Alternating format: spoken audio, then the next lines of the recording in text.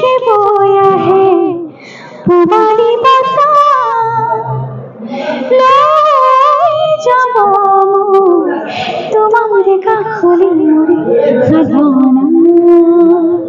আজি আমি জনপ্ৰিয় কণ্ঠশিল্পী দীপলিনা ডেকাক আমি পূজাই লংকাত লগ পাইছোঁ আৰু এই মুহূৰ্তত আমি য'ত উপস্থিত আছোঁ তাত বাহিৰত দীপলিনা ডেকা অজস্ৰ গুণমগ্ধ বুলি ক'ব লাগিব অনুৰাগীয়ে ভিৰ কৰি আছে।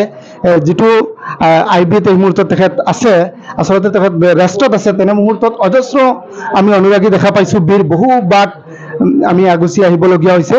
আমি অনুভৱ জানিম আচলতে হুজাইত আহি কেনেকুৱা লাগিছে। আজি আচলতে এখন ঠাইলৈ মই প্ৰথম আহিছোঁ।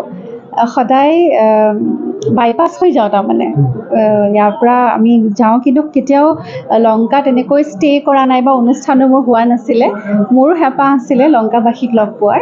আজি ইয়ালৈ আহি খুব ভাল লাগিছে আৰু মানুহৰ এই মৰম দেখিছোঁ। আজি ইয়াত মানে মোক লগ পাবলৈ তেওঁলোকে যিখিনি মৰম দেখুৱাইছে সেয়া আজি শাৰীৰিকভাৱে আহি পেলাই যিটো দেখা পাইছোঁ পৰিৱেশ, সঁচাকৈ মই আপ্লুত হৈছোঁ আৰু দুগুণ উৎসাহ পাইছোঁ ভাল কাম কৰিবৰ কাৰণে। হুজাই এখন ক্ষুদ্ৰ ভাৰত বা ক্ষুদ্ৰ অসম, য'ত বিভিন্ন জাতি জনগোষ্ঠীৰ লোক আছে, বাৰবৰণীয়া এক সাংস্কৃতিক এক পৰিৱেশ, এক ধুনীয়া এক পৰিৱেশ। আপুনি কি ক'ব? আপুনি কৈয়ে দিছে মোৰ ক'বলগীয়াখিনি। আচলতে অসমখনে তেনেকুৱা বাৰেৰহণীয়া জাতি জনগোষ্ঠী সকলো মানুহ আমি একেলগে থাকোঁ আৰু মই ডাঙৰ দীঘল হৈছোঁ এখন তেনেকুৱা ঠাইৰ পৰাই। মই জাগিৰোড পেপাৰ মিলত আছিলোঁ, তাত বিভিন্ন ধৰণৰ সকলো কমিউনিটিজৰ মানুহ থাকে, একেলগে আমি আছিলোঁ, আমাৰ মিক্স কালচাৰ আছিলে। গতিকে মোৰ কাৰণে এটা নতুন অনুভৱ নহয়, মোৰ কাৰণে এটা একেই অনুভৱ। আৰু মই ভাবোঁ যে এইটো নতুনো নহয়, এয়াই আমাৰ অসম, এয়াই আমাৰ ভাৰত। আমি সকলোবোৰ একেলগে থাকিব লাগিব, একেলগে শান্তিৰে থাকিব লাগিব। আপুনি মানে আজি কোনটো গীত পৰিৱেশন কৰিব বুলি ভাবিছে? চুই দিয়া নাই, ইমান জনপ্ৰিয় গীত, মানে শুনাৰ লগে লগে আপোনাৰ অনুৰাগীসকল একেবাৰে মানে কি ক'ম আৰু। সেয়া আচলতে মই সদায় যেতিয়া মঞ্চত উঠোঁ গীতৰ সময়ত সদায় মই দৰ্শকৰ অনুভৱটো জানি লওঁ।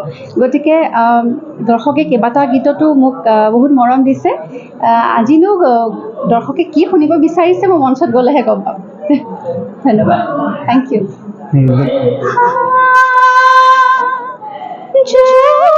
के बोया है पुरानी बता लाई जाबो तुम्हारे काखली मोरे खजाना। सुई दिया नानक आहिए আপন আপন লাগিব। ধন্যবাদ।